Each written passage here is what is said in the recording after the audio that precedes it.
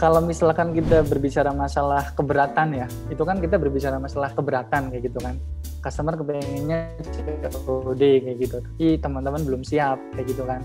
Jadi yang pertama ada beberapa kemungkinan sih. Intinya itu kan kita sebagai pemberi solusi itu kan ketika mampu memberikan sesuatu lebih dari ekspektasi mereka, itu akan goals seperti itu kan. Nah, kalau misalkan mereka kepengennya COD, coba digali dulu kayak gitu. Apa sih alasan mereka ingin meminta COD kayak gitu ya. Nah, kalau kita udah bisa menggali dengan baik details dari alasan calon customer itu menginginkan COD, baru kita bisa sampaikan ataupun argumen-argumen kita itu bisa ketika teman-teman misalkan ya kondisi pertama itu kondisi itu harus menyampaikan argumen yang mana menyebabkan calon customer itu yakin dengan argumen teman-teman kayak gitu ya. Saya kasih contoh misalkan ya, kondisinya yang pertama teman-teman belum ada fitur COD tapi customer meminta COD dan alasannya itu adalah takut ditipu ataupun barang tidak sampai kayak gitu. Berarti logikanya ketika teman-teman sudah punya alasan itu kayak gitu ya, udah bisa menggali problem itu, berarti teman-teman harus menyiapkan argumen ya untuk menjawab pertanyaan itu kayak gitu. Takut ditipu apa nih kira-kira ya dari tim kita yang perlu kita siapkan elemen-elemennya untuk makin membuat dia percaya bahwa kita tuh terpercaya, kita tuh bukan penipu dan lain sebagainya. Barang yang dikirim itu pasti sampai dan seterusnya kayak gitu. Kita perlu menyiapkan semua elemen itu ya. Rumusnya itu sebenarnya kayak gitu. Rumusnya itu kayak gitu. Kalau misalkan dicontohkan seperti apa banyak sebenarnya. Tapi intinya rumusnya seperti itu. Contohnya misalkan teman-teman yang pertama misalkan kayak gitu kan. Bahkan sekarang itu kan teknologi sudah canggih lah, teman-teman bisa melakukan live video call kondisi kantornya, kondisi barangnya ya, kayak gitu kan. Apalagi kalau ada kondisi tim packingnya lagi packing, coba bayangin kayak gitu ya. Itu ketika kondisi pertama ya, ketika teman-teman memang belum menyiapkan fasilitas COD. Artinya teman-teman harus berusaha untuk menyampaikan sebuah argumen yang mampu meyakinkan details problem dari prospective buyers kayak gitu kan. Nah, apalagi yang kedua sebenarnya teman-teman itu udah ready COD kayak gitu, udah ada fitur COD, tapi ya teman-teman biasanya misalnya memicu potensi retur gitu kan, memicu potensi nggak dibayar ketika sudah sampai. Sebenarnya di sini bukan bahasan terkait dengan customer service, itu bahasan tentang bagaimana kita memperkuat SOP bisnis agar mengurangi problems itu kan kayak gitu ya nggak. Kalau teman-teman udah ready COD ya udah lancarkan aja itu kayak gitu. Tinggal di situ teman-teman ngelis elemen-elemen yang bisa meminimalisir terjadinya itu. Contoh kayak gitu ya. Problems yang teman-teman takutkan customer nyampe kemudian dia nggak mau bayar. Nah, berarti kan kita perlu gali nih. Apa sih kira-kira faktor yang menyebabkan customers tidak mau membayar? Padahal barang udah sampai kayak gitu. Padahal paket aja belum dibuka. Loh kok dia mau bayar? Berarti dia beli sambil merem dong kayak gitu. Ya enggak? Artinya apa? Artinya mungkin dia beli sambil main-main kayak gitu. Nah, maka dari itu kalau misalkan teman-teman ingin mengurangi faktor itu, berarti teman-teman harus mengadakan sebuah syarat lah ataupun sebuah persyaratan ketika mereka ingin menikmati fitur COD itu. Misalkan mereka menyetorkan misalkan ya data alamat jelas kayak gitu kan, data kontak yang jelas, bahkan ketika kontak mereka tidak dihubungi, kontak mana sih yang bisa dihubungi kayak gitu kan. Kemudian kalau teman-teman masih kepingin mereka dibelokin ke bank transfer daripada COD, ya berarti di situ teman-teman harus memicu mereka ke dalam bank transfer daripada COD dengan sebuah rewards tertentu kayak gitu kan, ya enggak? Contoh misalkan rewards-nya harganya akan lebih murah ketika misalkan pembelian dilakukan menggunakan bank transfer kayak gitu kan. Kemudian COD misalkan di situ dikenakan charge sehingga barangnya lebih mahal kayak gitu. Nah, di situ mungkin teman-teman jadi berharap bahwasanya volume yang bank transfer jadi lebih banyak kayak gitu kan dan lain sebagainya. Jadi intinya itu ya, intinya balik lagi ke human principle lah, bahwasanya kan orang berangkat dari sebuah problems dan kita sebagai solution makers harus berusaha menciptakan solusi-solusi dari identifikasi problem itu kayak gitu. Mungkin itu ya, semoga menjawab.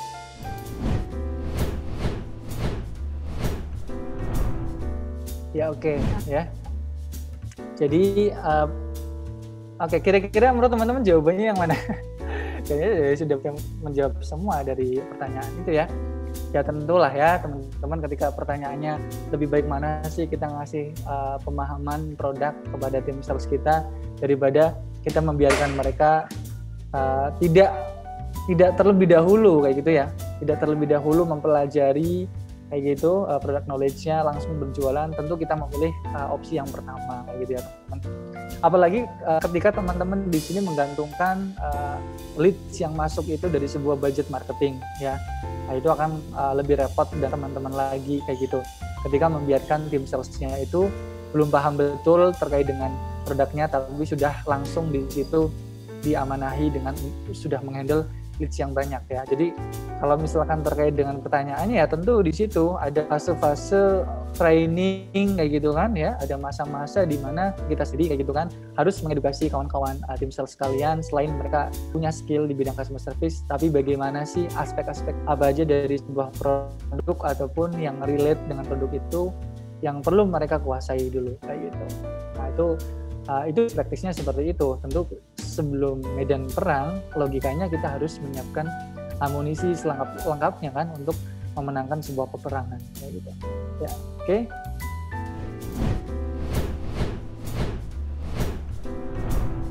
Oke teman-teman sekalian, artinya ketika misalkan tadi teman-teman bilang ya bahwasannya gimana sih supaya closingnya cepet kayak gitu, orang tanya harga langsung iyain transfer kayak gitu kan, orang tanya ini langsung iyain transfer dan seterusnya. Kalau semuanya seperti itu, semua teman-teman yang menyaksikan di sini seperti kaya raya kan, ya enggak? Ya enggak seperti itulah kayak gitu. Balik lagi ke permasalahan tadi, saya akan screen share ulang ya slide yang tadi. Sebenarnya di situ sudah ada detail-detailnya sih teman-teman ya. Contohnya misalkan tadi lah seperti yang ditanyakan ya. Yang ditanyakan itu kan contohnya misalkan udah dikasih tahu harganya kok kabur kayak gitu, nggak ada suara dan seterusnya.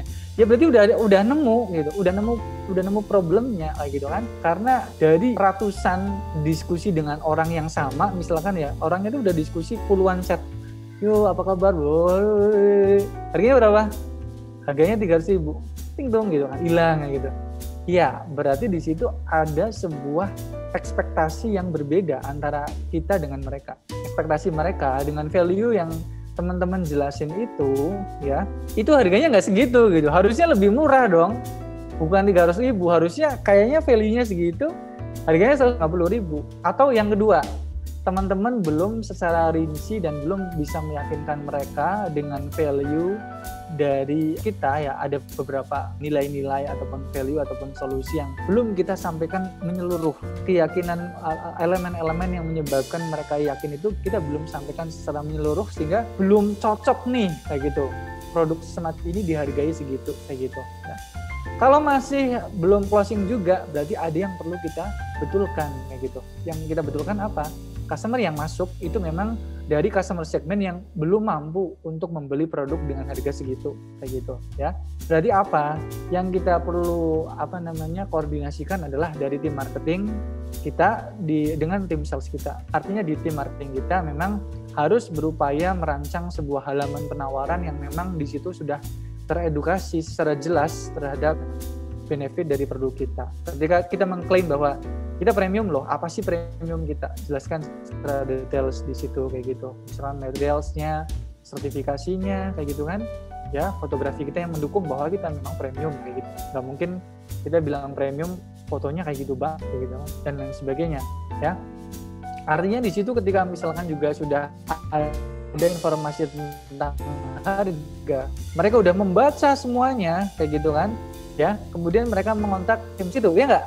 Karena mereka mengontak dengan sebuah keyakinan yang sudah tercukupi ya dari edukasi di halaman penawaran itu ya, dan mereka juga ngontak dengan sudah melihat harganya oh ya segitu, terus ngontak ingin tanya lebih dalam ataupun tanya hal lain kayak gitu di luar harga dan lain sebagainya. Sebenarnya untuk meyakinkan lagi ataupun mereka sedang membuka tab ataupun halaman baru mengidentifikasi problem dari customer dan lain sebagainya. Cara terbaik adalah bagaimana kita seolah-olah memang berjiwa consulting, kita mengidentifikasi problems, kita ngasih solution dan lain sebagainya. Artinya di situ walaupun ada sebuah SOP ya, itu mungkin lebih ke SOP tapi yang kerangka kayak gitu, lebih luas lagi kayak gitu ya. Misalkan di situ kerangkanya itu misalkan kayak di sini nih ada untuk membuild sebuah relationship, di situ diperlukan sebuah introduction, ya nggak mungkin relationship itu terbangun kalau kita belum saling mengenal satu sama lain kan, makanya kita perlu memperkenalkan kan. Nah itu mungkin cukup seperti itu aja, tapi itu untuk CSCS yang memang sudah nangkep lah, sudah nyambung, dan dia sudah punya jiwa untuk improvisasi kalimat, kata-kata gitu kan, dan dia udah berpengalaman di situ. Tapi kalau misalkan yang masih belajar, apalagi anak baru di training kan, kadang mereka mau bilang apa aja kagok kan, kayak gitu ya. Itu di situ mungkin perlu dibantu dengan sedikit self script seperti itu ya, kalimat-kalimat yang memang sudah teman-teman mungkin standarisasi dan seterusnya. Tapi idealnya yang terbaik adalah keluasan itu sendiri. Kita cukup membuat sebuah kerangka. Contohnya misalkan di situ ada introduction, artinya di situ dituntut ininya kenal dulu nih, kenal seperti apa ya, membuat caranya gimana. Misalkan kalian tanya di situ namanya siapa, dari mana, kayak gitu kan. To be friendly gitu kan, ramah itu maksudnya gimana? Ya silakan atur sendiri, yang penting ramah. Misalkan misalkan menerjemahkan ramah itu dengan misalkan teman-teman kasih emoticon, smile, senyum kayak gitu kan. Ya, diawali dengan kata maaf ketika teman-teman ingin bertanya sesuatu, minta tolong ketika nyuruh sesuatu dan lain sebagainya. Itu kan konsep kerangka aja kayak gitu. Ya, dan ini kan yang sebenarnya diharapkan kan ketika kita punya sales team. Ya tentu tadi lah dengan individual yang memang mereka udah siap ya dengan improvisasi seperti itu. Kayak gitu ya. Jadi untuk menjawab pertanyaan tadi, kalau dari saya seperti itu ya, kita bisa simpulin bahwasanya untuk kawan-kawan individu yang memang sudah ready lah mereka untuk improvisasi dalam tanda kutip berduel ataupun berperang ya secara bahasa komunikasi kepada customers, lebih baik itu adalah SOP yang luas kayak gitu, cukup kerangka aja. Tapi bagi kawan-kawan yang masih baru belajar, ada baiknya teman-teman mungkin dengan ngasih contoh sales script kayak gitu kan, misalkan selamat pagi titik-titik kayak gitu kan, itu kan sales script namanya kayak gitu ya. Nah, itu hanya contoh, tapi harusnya semakin lama harusnya dikurangi penggunaan semacam itu karena harusnya dia sudah semakin berpengalaman.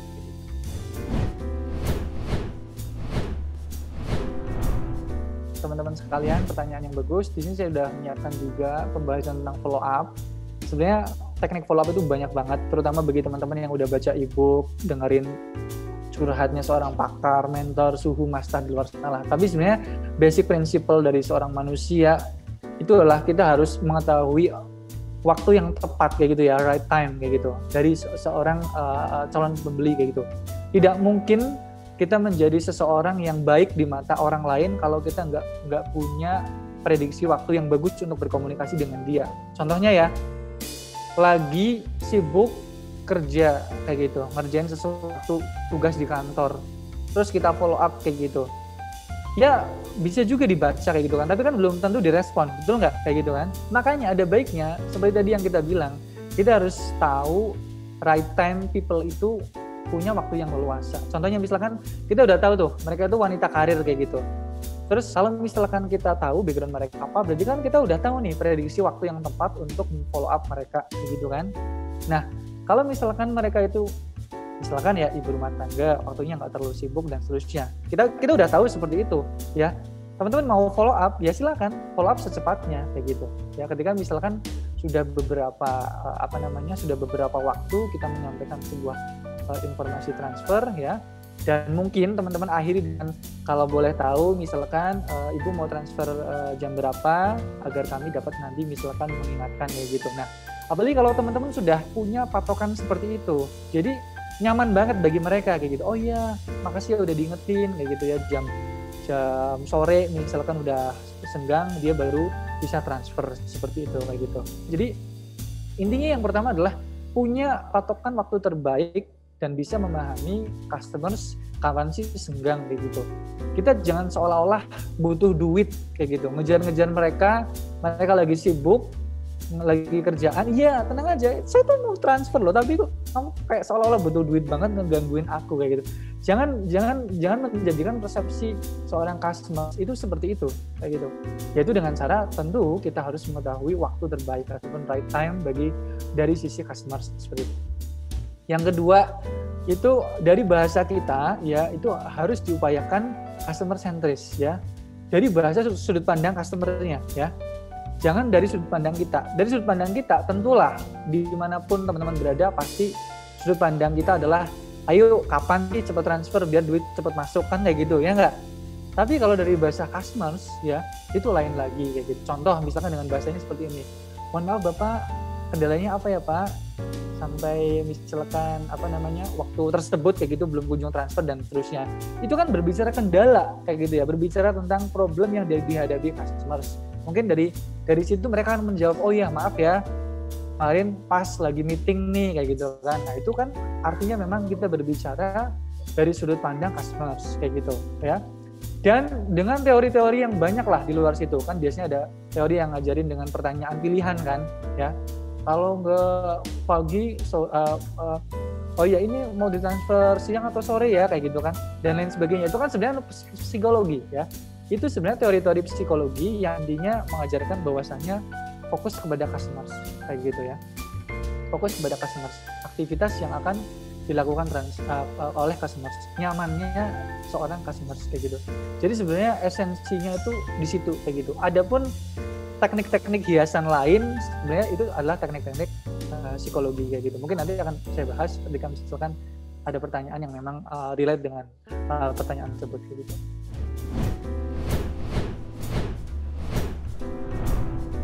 Oke, itu sebenarnya pertanyaan terkait dengan digital marketing, bukan pertanyaan terkait dengan sales. Oke, nanti kita kasih satu kesempatan lagi buat pertanyaan lanjutan, tapi saya berusaha menjawab pertanyaan yang ini aja ya. Nanti kita kasih kesempatan satu lagi, tapi pertanyaan yang terkait dengan sales ataupun customer service. Kalau terkait dengan pertanyaan apakah email marketing masih worth, ya lagi-lagi silakan cek behavior teman-teman sendirilah di HP teman-teman. Teman-teman sesering apa sih cek email kayak gitu, ya. Itu pertama. Kalau misalkan jawabannya saya nggak sering cek email, saya jarang buka email. Oke, renungkan dulu teman-teman itu siapa kayak gitu kan. Nah, dan produk teman-teman yang dijual itu apa kayak gitu. Karena tiap produk itu berbeda customer segment kayak gitu kan. Dan berbeda juga bagaimana strateginya kayak gitu kan. Ya, kayak gitu. Contohnya misalkan produk itu produk yang mana customer segmentnya itu adalah orang-orang yang memang PNS misalkan ya, dinas di kantor kayak gitu kan, kerja, wanita karir, mereka udah biasa buka email behaviornya. Kenapa teman-teman kira-kira? Ya karena kan kadang atasan kalau ngirim email lewat kantor, kalau ada tugas-tugas biasanya disampaikan lewat email. Dan ketika buka email biasanya iseng-iseng buka Shopee, Tokopedia ada promo apa nih, 12-12, 11-11 dan lain sebagainya. Makanya untuk segmentasi audiens semacam itu yang behaviornya udah terbiasa buka email masih masuk juga ya untuk disampaikan dengan produk kita. Jadi lagi-lagi produk kita itu segmentasi usernya seperti apa. Kalau memang itu masih cocok dan kebanyakan mayoritas itu masih behaviornya itu adalah buka email, tidak masalah gitu. Lagi-lagi dalam penggunaan platform itu kita harus melihat bagaimana kecocokan customer segment kita terhadap platform itu. Iya, karena teman-teman misalkan di sini uangnya terbatas. Sebenarnya bisa-bisa aja teman-teman mau pakai email, Facebook Ads, Google Ads, Instagram Ads, TikTok Ads dan lain sebagainya. Kalau uang teman-teman banyak dan teman-teman tidak terlalu memperhitungkan risiko. Tapi kalau uangnya terbatas, mau memperhitungkan risiko waktu, risiko uang dan seterusnya, tentu teman-teman di situ memperhatikannya adalah aspek mana sih yang paling banyak customer segmentnya itu berkumpul di situ. Betul nggak kayak gitu? Oh ternyata akhir-akhir ini misalkan nih sosial media TikTok lagi naik daun, di situ kebanyakan anak-anak muda. Oh iya, kebetulan customer segmen produk teman-teman anak muda. Ya berarti teman-teman TikTok di situ. Artinya sebenarnya teman-teman dalam kita berpromosi, berjualan itu harus dicocokkan nih dengan customer segmen yang memang saat itu banyaknya berkumpul di situ. Ya mungkin dari saya seperti itu ya.